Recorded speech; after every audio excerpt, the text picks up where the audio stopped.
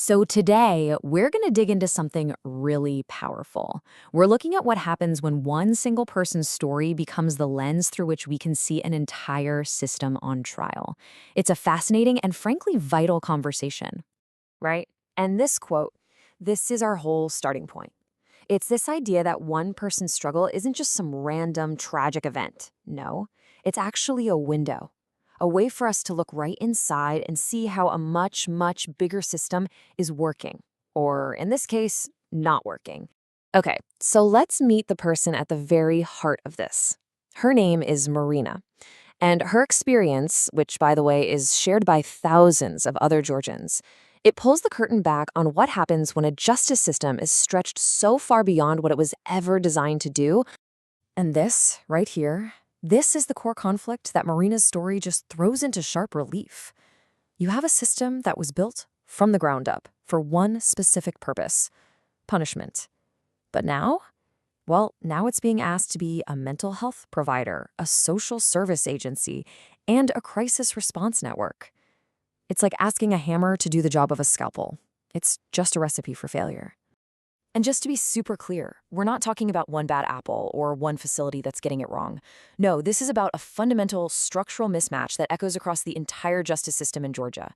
It's a system that's trying to solve problems it was never, ever built to handle. Okay, look at this because this slide just lays it out so perfectly. On the left, you've got what the system was built for: punishment. Simple. On the right, you see what we're asking it to be today: a frontline for mental health, for social services, for crisis intervention. And that huge gap you see right down the middle, that's where people like Marina fall right through the cracks. So what happens when you have this kind of mismatch? Well, the results are pretty predictable, and honestly, they're devastating. When the only tool you have is a hammer, everything looks like a nail, right?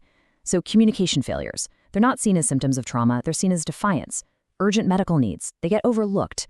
And our jails end up being the default detox centers and mental health facilities, a job they were never meant to do. All right, so let's bring this all back to Marina. Her journey isn't just a sad story. It's basically a map.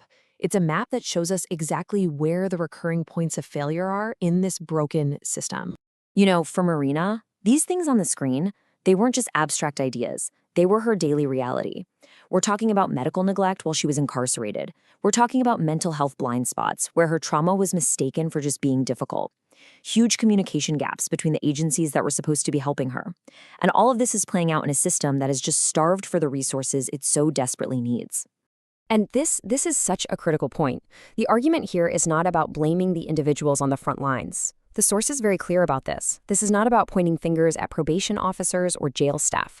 It's about realizing that these are often good people who are stuck working inside a broken structure, being forced to make impossible choices without the right funding, the right training, or the support they need to actually succeed.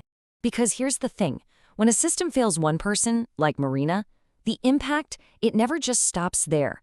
It creates these ripples that spread outwards, touching families, putting a huge strain on communities, and in the end, it really affects all of us. And this slide really breaks down what that ripple effect looks like in the real world. You have individuals like Marina who get trapped in this revolving door of crisis. That, in turn, creates real trauma for their children. The community then has to absorb all the social and financial costs of the cycle. And our courts? They just get clogged up with violations that could have been prevented, violations that are often just cries for help, not actual criminal acts.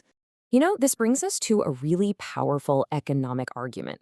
Keeping things the way they are, it isn't just inhumane, it's actually fiscally irresponsible.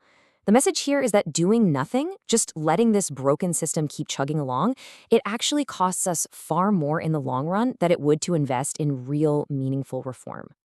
Okay, so we've established that the current system is broken. So, what's the alternative? The good news is, we're not just here to talk about problems. The source material also gives us a really clear, evidence-based path forward, a way to build a system that's smarter, more effective, and at the end of the day, a lot more humane. And this right here is the roadmap.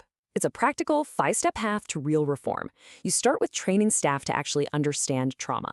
You move treatment out of jails and into community-based centers where it belongs. You demand better communication between all the different agencies so people don't fall through the cracks. You properly fund mental health services, and finally, you build in real oversight and accountability to make sure the system is actually working for people. And let's be really clear about this. These 5 steps, They're not some abstract pie-in-the-sky ideals. They are practical, evidence-based strategies. These are the kinds of reforms that have been proven to work in other places. They reduce recidivism, they save taxpayer money, and they build communities that are genuinely safer for everyone. Ultimately, this whole story comes back to Marina. And what she's asking for isn't a free pass or special treatment. It's actually much simpler than that. She's asking for a system that has the wisdom to see the human being behind the case file, a system that can finally tell the difference between a threat and a person in crisis, between defiance and a disability. And so Marina's story leaves all of us with this final, vital question, and it's one we all have a stake in answering. What is the true measure of justice? Is it about how harshly we can punish someone, or is it about how effectively we can support them and help them heal? The answer we choose will really define the kind of society we want to be.